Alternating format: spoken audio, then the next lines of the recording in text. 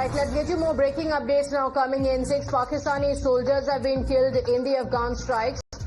Security sources tell that 6 Pakistani soldiers have been killed and 2 others have been captured alive in Kandahar.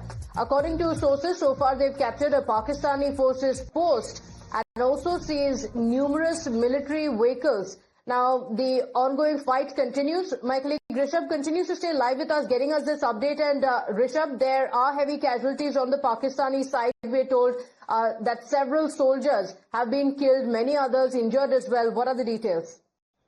Well, what we're given to understand that the skirmishes that are taking place, and especially the skirmishes that are taking place in the area of Khyber Pakhtunkhwa and Kandahar region, Pakistani forces have been suffering huge losses, and there are certain posts as well that local media reports such as that has been taken over by Afghan forces, Taliban forces, and Pakistan had to retreat from many such posts. And now we're going to understand that 6 of their soldiers have been killed, while 2 others have been captured alive, while the post has been taken over by Taliban. So all these reports are coming in via local media as of now. We'll have to wait for the 11 a.m. press conference by the Kabul authorities to understand how exactly the situation is unfolding. Remember, this is happening in the region which A, has a communication problem, B, there is, Durand Line is not something that is an ice line, and Taliban for ages,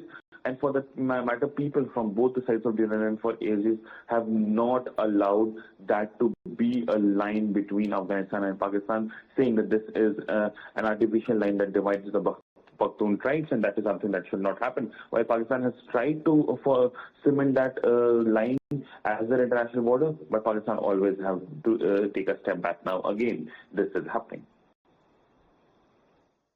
Okay, all right. But Rishabh, the trigger has been the escalation by the Pakistani airstrikes that reportedly were carried out near Kabul. And the timing is also very curious. You also made a mention of the same. When the Afghanistan foreign minister is India, is when we are seeing this aggression from Pakistan on Afghan soil.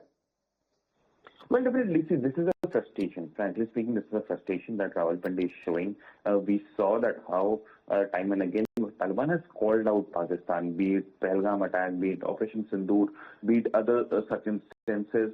Pakistan has been called out by Taliban time and again, and also very categorically. What did Muttaqi say at various instances where we have heard him speaking in India, that Afghanistan soil will never be allowed to never be allowed to be used for anti activity or any terrorist activities. We also asked Muttaqi in the press conference that what about the terrorists who are being trained on Afghan soil, and he says that in the last 4 years the Taliban regime has eradicated terrorism or terrorism sponsors from various parts of Afghanistan. So that is something that shows, Rawalpindi's frustration. When in 2021, U.S. backed out from Afghanistan, Pakistan thought that, okay, now Afghanistan will be our backyard. We will use it for training and, militarizing our terror groups. But that did not happen. And the Taliban 2.0 was different from Taliban 1.10. And hence, Pakistan slowly and steadily started realizing that things are not getting their way. And now that Muttaqi is in India, India has elevated the technical mission to a full-fledged embassy. Their diplomats will also be in New Delhi. This now has left Pakistan with nothing but just frustration. Okay, all right. Frustration being witnessed very clearly. Massive escalation by Pakistan for no apparent reason. But Rishabh, what does this mean geopolitically in the changing scenario with Pakistan escalating this attack on Afghanistan and Afghanistan also retaliating?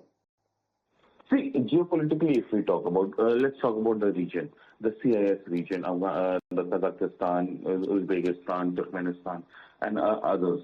They all already from neutral have tilted toward India. Afghanistan looks tilting toward India. Iran is a country that has always sided with India. They already have issues with Pakistan when it comes to the borders in Balochistan. So Pakistan in the region feels isolated now. China more or less has stopped paying heed to demands of Pakistan, given that their own security, Chinese security in Balochistan has not been taken care of by Pakistani authorities, and now China feels that Pakistan has failed, and if China has started treating Pakistan as their own vessel.